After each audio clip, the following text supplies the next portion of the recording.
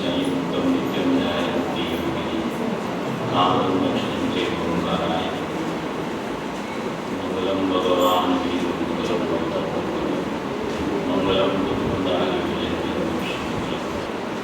सर्वमंगल मांगल्यं सर्वकल्याणकाराय प्रधानं सर्वधर्माणां नमः शिवाय साराय स्वामित्य प्रकाशते चित स्वभावाय भावाय स्वभावः विभो विशेषलोकानां दर्शनं शेषापाय भावाशुविषे मारो शाश्वती दर्शन नाम दर्शन जीवसे कातुकदा संयुक्त लक्षण भाव मुक्ति पाए वेग सुषदा के नाम दर्शन में करे नियमित मारुजरी प्रमाण नाम ये जान तो अनंत ने द्रव्य में परिचय पड़े कि जीव जाने आत्मा ने में लाए नदियों पर के प्रणव नदी के विनायक भाव से ये रीति शुद्ध बताए निजे नाथ के जमने तत्व में ज्ञान अधिकार ज्ञान के कर्मोदय के प्राप्त के गुरु वचन ने अनुभवति पामे शब्द सिद्ध ने वंदी कहूँ शुद्ध की बड़ी गति आश्रम पुष्टाप निजने मोक्ष पंथे ज्ञान रोतेर में एमाज नित्य विहार पर नई विहर पर ओम श्री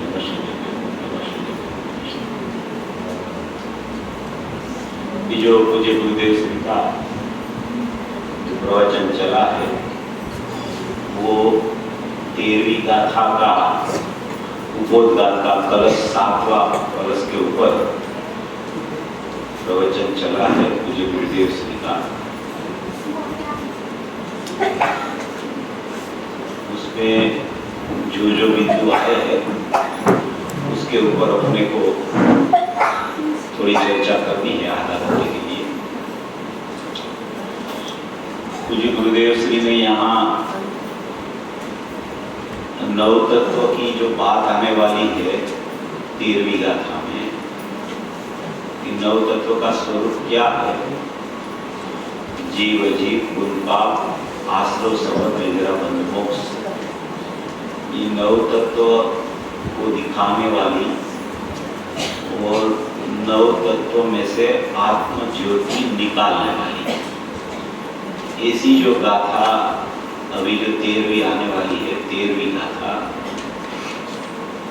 उसका उपोद्घात का जो अमृतचंद्र आचार्य का कलश है उसके ऊपर पूज्य गुरुदेव श्री का अभी प्रवचन चला। वो कलश में ऐसा लिखा है कि शुद्ध नई के आदिम जो भिन्न आत्म ज्योति है वो प्रकट होती है कि वो जो नव तत्वों में प्राप्त होवा छता अपने एक पणा को छोड़ती नहीं है। नव तत्व पर्याय रूप भाव में एक त्रिकाली द्रव्य रूप स्वभाव छिपा हुआ है।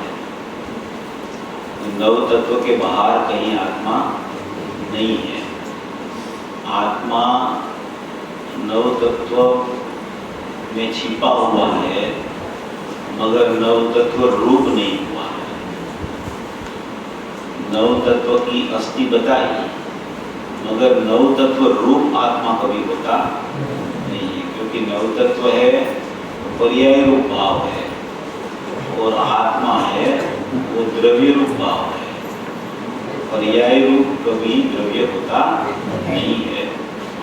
तो इसमें बहुत सी चर्चा गुरुदेव की जो चली उसमें ज्यादा चर्चा तो पर्याय रूप द्रव्य नहीं हुआ है, पर्याय में द्रव्य आया नहीं है, द्रव्य की अनुभूति पर्याय में होती है फिर भी वो पर्याय द्रव्य रूप नहीं होती है और वो द्रव्य पर्याय रूप नहीं होता है।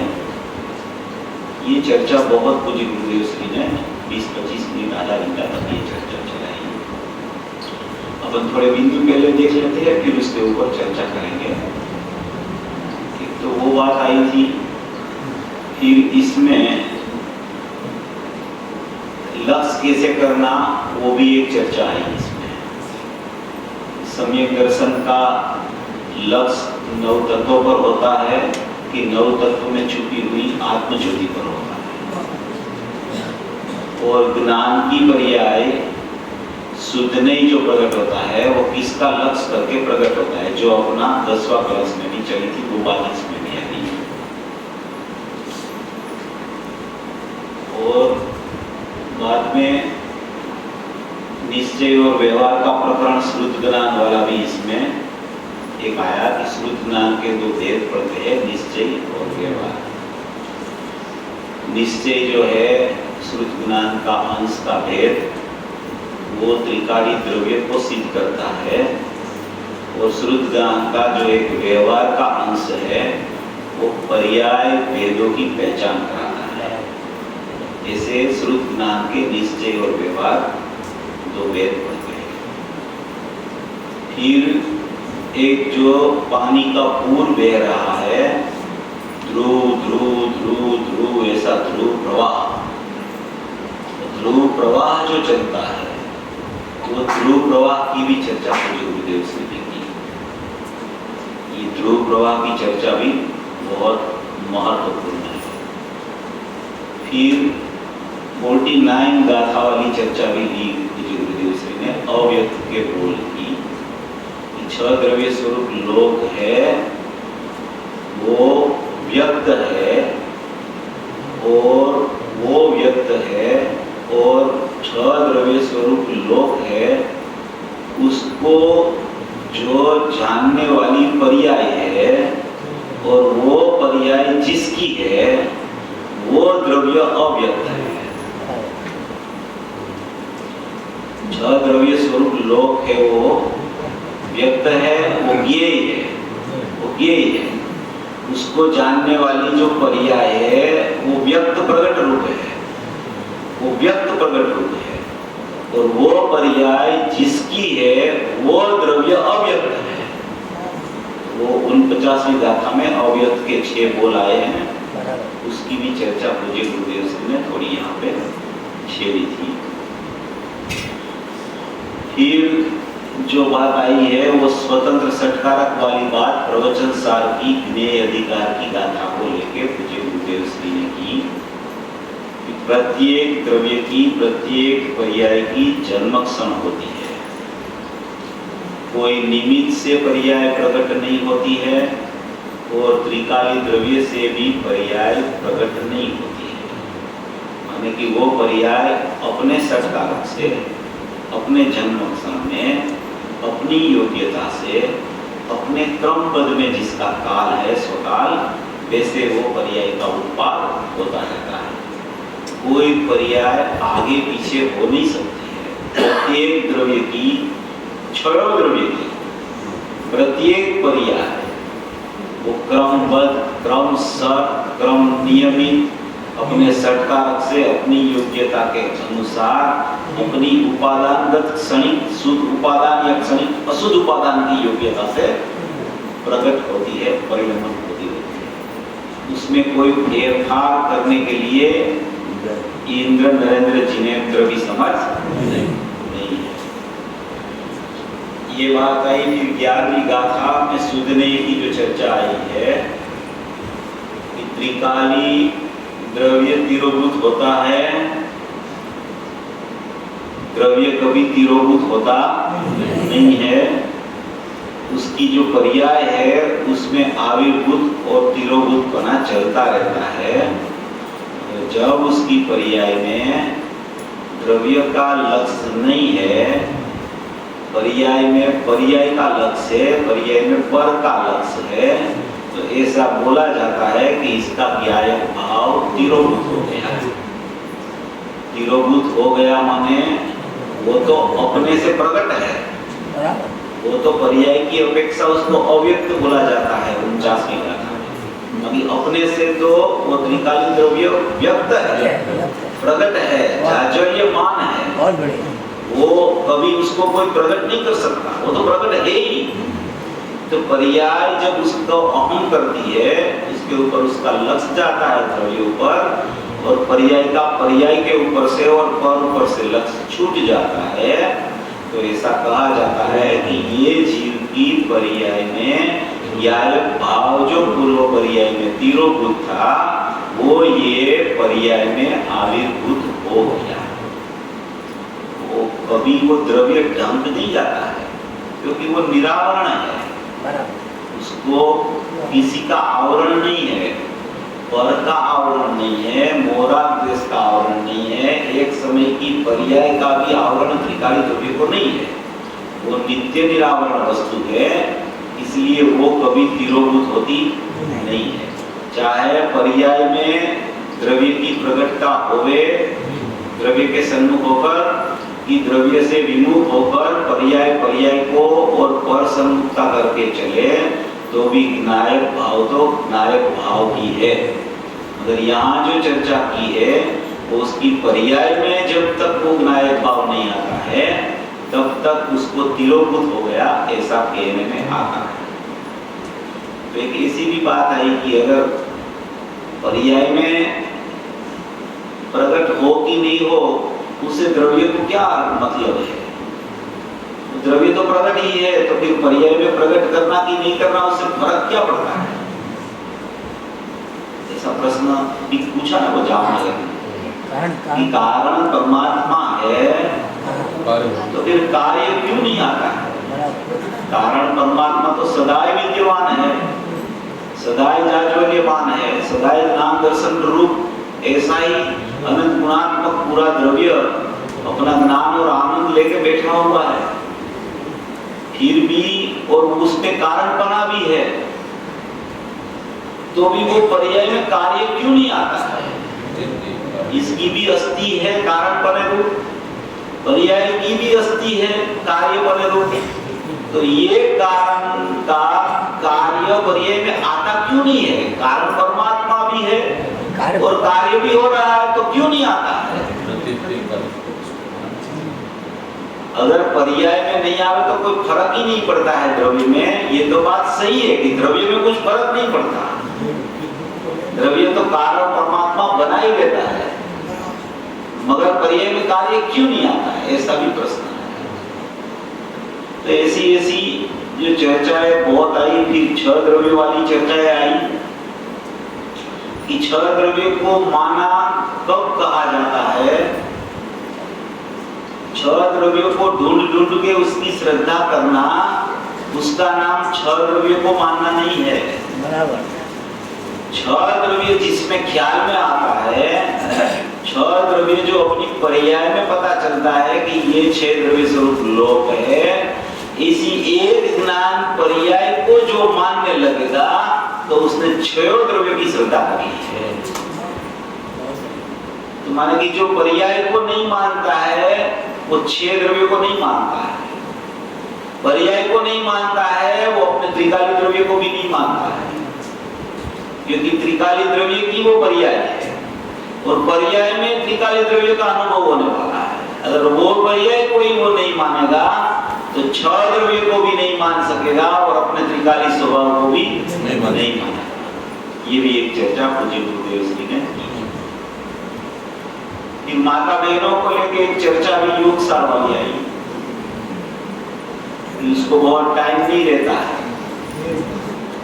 मगर कार्य तो समय होवे इसको ही होता है ऐसा नहीं है कि जिसके पास बहुत समय है 4-6 घंटा 8 घंटा स्वाध्याय करता है उसी को ही समय दर्शन प्रकट होवे, ऐसा नहीं है। और उसका मतलब ऐसा ही नहीं है कि स्वाध्याय के बिना भी समय दर्शन हो जाता है। स्वाध्याय करना मगर स्व लक्ष्य से स्वाध्याय करना, वो समय दर्शन का अधिकारी है।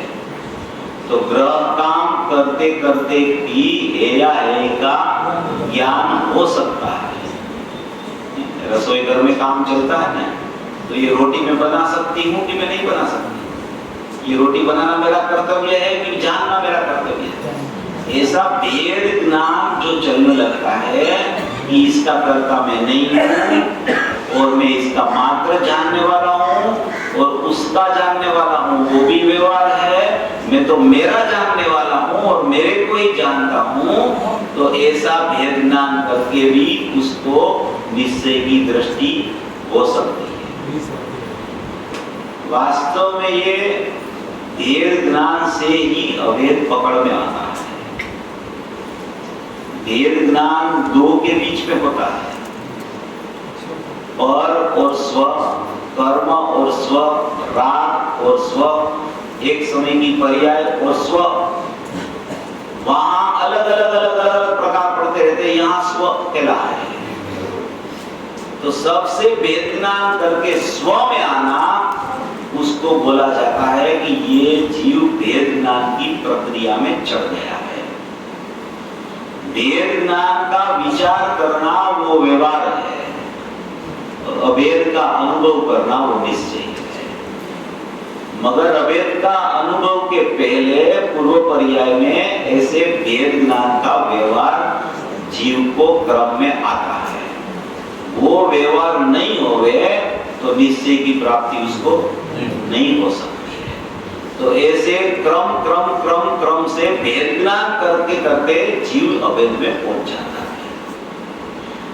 ऐसी ये बहुत सी बातें पूज्य गुरुदेव श्री ने आज की कि पर्याय में द्रव्य आता नहीं, फिर भी द्रव्य ऐसा नहीं ऐसा रहता है, फिर भी पर्याय में द्रव्य आता नहीं, द्रव्य पर्याय में आता नहीं, पर्याय द्रव्य में जाती नहीं, दोनों की पृथक पृथक सत्ता होने पर भी उसका एकत्व एक रूपपना कभी नहीं होता होने पर भी अनुभव के काल में पर्याय का जितना सामर्थ्य है, पर्याय में जो भी द्रव्य का जितना सामर्थ्य है, द्रव्य में जो भी गुण पड़े हैं, द्रव्य में जो उसकी सामर्थ्य रूपता है, उसका स्वभाव है, वो पर्याय उस तरफ झुकती है तो पर्याय में वो सामर्थ्य प्रकट हो जाता है। वो प्रकट होता है अपनी योग्यता से अपने स्वकाल में, मगर तब उसका लक्ष्य द्रव्य पर होता है। तो ऐसा कहा जाता है कि पर्याय द्रव्य के सम्मुख होके पर्याय में ऐसा ध्यायत्व में जो स्वभाव ज्ञानानंद स्वरूप था वो पर्याय में प्रकट हो गया। ये सब चर्चाएं इतनी गुरुदेव ने आज की है। नव तत्व रूप परिणमन वाली चर्चा भी आई कि ये जो जीव जीव आश्रम बन संबंध निद्रा मोक्ष पाप का अनादि बन संबंध में जो नव तत्व रूप जो जीव परिणमा है, अज्ञानी मिथ्या दृष्टि, वो नव तत्व रूप परिणमा है, तो वहां वो संवर निद्रा मोक्ष रूपी परिणमा ऐसा हो गया, तो वहां भाव संवर भाव निद्रा और भाव मोक्ष की चर्चा नहीं है। वहां द्रव्य संवर द्रव्य निद्रा और द्रव्य मोक्ष की चर्चा है। तो वहां क्या समझना कि ये द्रव्य संवर माने क्या होता है कि प्रत्येक समय में उदय में तो कर्म आते रहते हैं और उदय में आता है और उसका लक्ष्य करके उधर जुड़ता है, तो बंद पूर्वक संवर बंद पूर्वक निर्जरा होती है। वहां नहीं जुड़ता है तो वहां भाव संवर और भाव निर्जरा हो जाता है, ऐसा इसका कहना है। तो ये सब जो चर्चा पूज्य गुरुदेव श्री ने की, थोड़ा ख्याल में नहीं लगा इसी को दोबारा यही है। वो क्या है कि कोई भी समय कर्म का उदय तो है, कर्म का उदय तो चलता है, जीव की पर्याय भी उदित है, त्रिकाली द्रव्य तो शाश्वत है। ये तीन चीज हो गई, द्रव्य पर्याय और कर्म का उदय। तो कर्म का उदय तो प्रति समय चल रहा है, अभी प्रति समय वो उसमें जुड़ता है तो उदय आया उसमें जुड़ गया, तो वो जो उदय आया वो तो चला गया और वो जुड़ा तो नया बंद हो गया, तो चला गया उसको द्रव्य संवर बोला गया, चला गया, अभी वो दूसरी बार नहीं आने वाला। संवर क्यों बोलेंगे, तो राग है नहीं, ऐसा वो चला गया ना, अभी उदय आया कर्म का उदय आया, उसमें जुड़ गया जीव, अभी उसमें जुड़ा तो नया तो बंद हो गया, तो वो कर्म तो चला गया।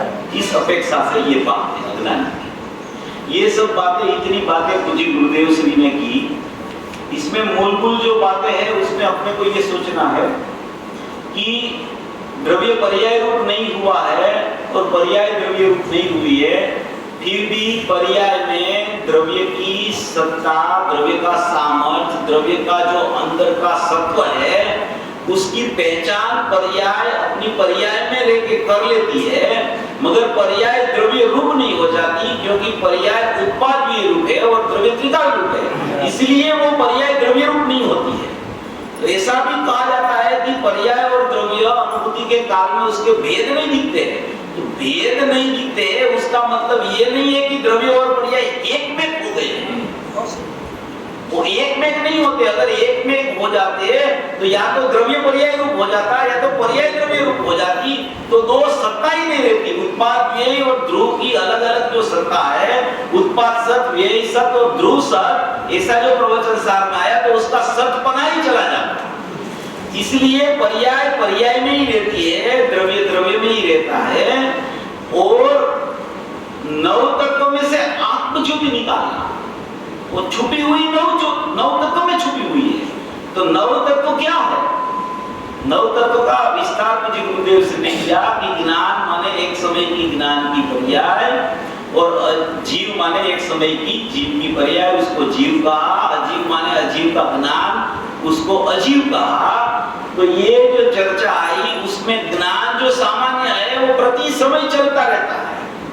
ज्ञान ज्ञान ज्ञान ज्ञान, पर्याय में ज्ञान ज्ञान ज्ञान ज्ञान ज्ञान तो चलता रहता है। अभी जो पुनपा आश्रय बंध सवर निजरा मोक्ष जो होता रहता है वो सब तो सापेक्ष है, वो सब कर्म सापेक्ष है, वो सब अपेक्षित भाव है। और वो अपेक्षित भाव जो है वहीं पे ही एक ज्ञान भाव है और वहां ही आत्मज्योति छिपी हुई है। तो नव तत्व में होने पर भी नव तत्व से भिन्न वो आत्मज्योति है, क्योंकि नव तत्व रूप नहीं होती। नव तत्व रूप हो जाती तो सिद्ध दशा में भी नव तत्व रहते, मगर वहां भी नव तत्व नहीं है। अच्छा, मोक्ष तत्व तो है, मगर तो ऐसा नहीं ऐसा, ऐसा नहीं ऐसा, ऐसा नहीं ऐसा। पहले समय में ही मोक्ष तत्व को अभाव की सापेक्षता लगती है, बाद में वहां कोई सापेक्षता वाला परिणाम नहीं है।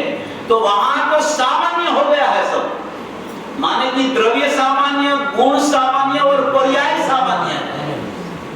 और ऐसा स्वरूप अभी भी जीव का वर्तमान में भी सामान्य स्वरूप है। द्रव्य सामान्य, गुण सामान्य और पर्याय सामान्य। जैसे उसमें आया ना 80वीं गाथा में, जो द्रव्य अरिहंत को द्रव्य से, गुण से और पर्याय पने जानता है,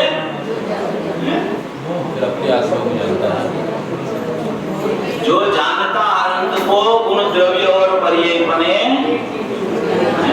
तो जीव जाने आत्मा को तसु मोह में नहीं करे। तो वहां अरिहंत का जैसा द्रव्य गुण पर्याय है वैसा ही मेरा द्रव्य गुण पर्याय है। तो उसमें जो अरिहंत को तो 13वां गुण स्थान प्रकट हो गया है और यहाँ जीव को तो अभी मिथ्यात्व चल रहा है। तो वहां मिलान कैसे करना? तो जैसे वहां जैसे ज्ञान उदित होता है पर्याय में, जैसे यहाँ भी ज्ञान उदित होता है पर्याय में। वो पर्याय का सामान्य स्वभाव है। जो पर्याय का सामान्य स्वभाव में अनुभूति स्वरूप भगवान आत्मा बाल गोपाल सबको जानने में आ रहा है। जैसा अपना स्वभाव ऐसा अरिहंत का स्वभाव, जैसा अरिहंत का स्वभाव ऐसा अपना स्वभाव। तो ऐसे ही वो ज्ञान ज्योति में त्रिकाली द्रव्य छिपा हुआ है। ये 9 तत्व जो बताए गए, 7 तत्व जो बताए गए, ये तो सब सापेक्ष परिणमन है, ये सब विशेष परिणमन है। वो विशेष परिणमन के काल में भी एक सामान्य स्वभाव पर्याय का भी अनुभूति स्वरूप भगवान आत्मा को जानने के लिए समर्थ रूप पड़ा है। उसको बोला जाता है कि ये 9 तत्वों में छुपी हुई आत्मज्योति को उसमें से निकालना।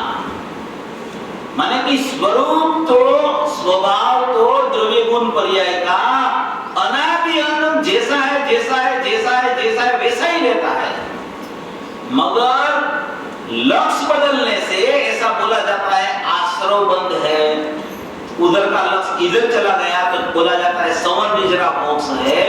मगर उस काल में भी ज्ञान ज्ञान ज्ञान ज्ञान ज्ञान ज्ञान ज्ञान की पर्याय का जो उत्पाद है, वो उत्पाद तो सामान्यपणे सदैव प्रत्येक जीव को रहता है। तो वो सामान्य में त्रिकाली सामान्य छिपा हुआ है। तो इसलिए ऐसा बोला जाता है कि नव तत्व में छुपी हुई आत्म ज्योति को उसमें से निकालना। नव तत्व गतत्वेपि यत् एकत्वम न मुंचति, माने कि वो विनायक भाव अपने एक पना को छोड़ता नहीं है, नव तत्व रूप होता नहीं है, क्योंकि वहां भी ज्ञान मौजूद है। नव तत्व में ज्ञान पहले जीव को ज्ञान कहा है, ज्ञान की पर्याय कहा है। तो वो ज्ञान की पर्याय तो सदा सब जीव के पास प्रकट रूप मौजूद रूप अंश अंशी का पड़ा है। वो अंश जो अंश है, उपयोग नाम का अंश, वो अंशी का अंश है, वो लक्ष्य का लक्षण है। वो लक्षण में लक्ष्य विद्यमान है, वो लक्षण कभी लक्ष्य को छोड़ता नहीं है, और वो लक्षण कभी अलग स्वरूप होता नहीं है। ऐसा लक्ष्य लक्षण का स्वरूप अभेद अपने अंदर में चल रहा है, उसको बोला जाता है अनुभूति स्वरूप भगवान आत्मा बाल सबको जानने में आ रहा है। ऐसा जिसको पता चलता है वो उसको नव तत्व में छुपी हुई आत्म ज्योति उसमें से निकलती है। ऐसा इसमें भाव है, इसमें भाव ऐसा भरा है कि नव तत्व में छुपी हुई आत्म ज्योति ऐसे निकालना। फिर बोले कि पर्याय रूप द्रव्य नहीं होता है कभी। फिर बोले कारण परमात्मा है तो भी कार्य क्यों नहीं आता है। ये सब अपन ने जो पॉइंट चर्चा की है, तो कारण परमात्मा तो अनादि से विद्यमान है, सब जीव को विद्यमान है, मगर कार्य क्यों नहीं आता है। बोले कारण परमात्मा है तो उसका कार्य तो होना ही चाहिए। तो मुझे गुरुदेव श्री ने बोला कि कारण परमात्मा तो है, मगर उस तरफ तूने कभी नजर नहीं की, उस तरफ कभी लक्ष्य नहीं किया, उस तरफ कभी अहम नहीं किया, उस तरफ कभी देखा नहीं। पर्याय को देखने में, पर्याय में होता हुआ राग को देखने में जीव की नजर सदाई चलती रहती है। पर्याय राग रूप हो गई, पर्याय ज्ञान रूप हो गई, पर्याय मिथ्या रूप हो गई। पर्याय तो पर्याय रूप रहती है, पर्याय में राग का समयवर्ती सद्भाव देके पर्याय राग रूप हो गई, ऐसा बोला जाता है। पर्याय खुद राग नहीं है, पर्याय उत्पाद में तो स्वभाव है, और ध्रुव भी द्रव्य का स्वभाव है, उत्पाद में पर्याय का स्वभाव है। वो अनादि अनंत है, वो सदा ही रहता है, उत्पाद में ध्रुवयुक्तम सत्य। मगर वहां पर्याय में राग की उत्पत्ति हुई तो ऐसा बोला जाता है कि ये आश्रव की पर्याय है, ये बंध की पर्याय है। और वहां जब त्रिकाली द्रव्य के सन्मुख होकर संवर निर्जरा मोक्ष हुआ तो ऐसा बोला जाता है ये संवर की पर्याय है, ये निर्जरा की पर्याय है, ये मोक्ष की पर्याय है। पर्याय तो स्वभाव है उत्पाद में, उसमें नया नया नया नया नया जो प्रगटता रूप भाव चलता रहता है, उसके ऊपर वो पर्याय का नाम बोला जाता है। तो यहाँ कहा कि वो कारण परमात्मा होने पर भी, तो कारण परमात्मा है तो कार्य क्यों नहीं आता है। ये प्रश्न गुरुदेव श्री बार बार बार बार दोहराते रहते हैं, बहुत से प्रवचनों में ये बात आई है। तो बोले कारण परमात्मा को है, तू उसका ही रटन किया करेगा तो कोई बात नहीं, मगर तेरा लक्ष्य उधर नहीं जाएगा, और तेरा लक्ष्य पर में पड़ा है, और तू बोलता रहता है मैं ध्रुव हूँ, मैं तो अखंड हूँ, मैं शाश्वत हूँ, मैं एक हूँ, मैं नित्य हूँ, मैं अनादि अनंत हूँ, मैं अपरिणामी हूँ। लक्ष्य बाहर में है और शब्दों में ये रटन चलता है, तो उसको कभी अनुभूति का अवकाश नहीं है। वो तो खाली शब्दों में निश्चय का पक्ष ऐसा उसको लगता है, वास्तव में वो निश्चय का पक्ष भी नहीं है। वो तो शब्द में बोलता है खाली, पक्ष तो अंदर में से आता है, अंदर में से आता है माने अंदर होता है। पक्ष माने क्या बोला जाता है कि उसको प्रीति ही द्रव्य की लगे, उसको द्रव्य के सिवा किसी की प्रीति ही नहीं हो। राग चलता है, उसका ज्ञान होता है, वो ज्ञान पर भी उसकी नजर नहीं होती है, उसको बोला जाता है द्रव्य की प्रीति, उसको बोला जाता है निश्चय का पक्ष। ऐसा निश्चय का पक्ष भी जीव को नहीं आया तो पक्षातिक्रांत रूप कारण समय सार है, उसको देख के कार्य की प्रगटता कैसे होगी? तो कारण परमात्मा हूं मगर कार्य क्यों नहीं आता? तो बोले कि तू कभी कारण परमात्मा को देखता ही नहीं है, तू बोलता जरूर है मगर देखता नहीं है कारण परमात्मा को, इसलिए कार्य की उत्पत्ति नहीं होती है। ऐसी भी बात मुझे गुरुदेव श्री ने आज बहुत अच्छी तरह से वो अच्छा समाधान है। हाँ, पर्याय में बैठ के द्रव्य को देखना ऐसा नहीं है। सोगानी जी ने बोला है कि द्रव्य में बैठ के द्रव्य को देखो। फिर वो 6 द्रव्य वाली बात भी जो अपन ने ली थी कि 6 द्रव्य की श्रद्धा, तो 6 द्रव्य की जानने वाली एक समय की पर्याय है, वो एक समय की पर्याय की अगर उसको श्रद्धा नहीं है, श्रद्धा माने कि पर्याय है ऐसा भी वो नहीं मानता है, तो 6 द्रव्य को वो नहीं मानता है। क्योंकि 6 द्रव्य को एक को नहीं संशोधन करना है। एक त्रिकाली द्रव्य और एक उसका एक समय का उत्पाद वाला परिणाम, बस इतना ही आत्मद्रव्य प्रमाण स्वरूप वस्तु है। उसी में जहां उसका लक्ष्य जाता है, उसी के ऊपर वहां उसका नाम पड़ता है कि ये अशुद्ध पर्याय है कि ये शुद्ध पर्याय है। शुद्ध पर्याय और अशुद्ध पर्याय जब तक पर्याय को देखती रहती है, यानी कि पर्याय को देखती है, उसका मतलब ये है कि वो पर को देखती है, तब तक वो पर्याय में अशुद्धता का ही जन्म होता है। और वो पर्याय जब अपनी पर्याय को देखना छोड़ के, पर्याय को देखना बंद करके मैं द्रव्य हूं ऐसा देखने के लिए अंदर में प्रविष्ट होने के लिए प्रयास करती है, तो वो पर्याय में द्रव्य का भान ज्ञान आता है, तो वो पर्याय में शुद्धता पर्याय की प्रकट हुई, तो पर्याय शुद्ध हुई ऐसा कहा जाता है। शुद्ध के लक्ष्य से पर्याय शुद्ध होती है, और जो पर्याय में अशुद्धता है उससे लक्ष्य से पर्याय अशुद्ध होती है। जैसे व्याख्या बहुत सरल है, अपनी समझ सही द्रव्य गुण पर्याय की हो जाए तो ये सब बातें समझ में आ सकती है। ऐसा ये प्रकरण आज मुझे गुरुदेव श्री ने चलाया। अभी ये अपना टाइम हो गया है, आदरणीय पंडित जी अभी कारण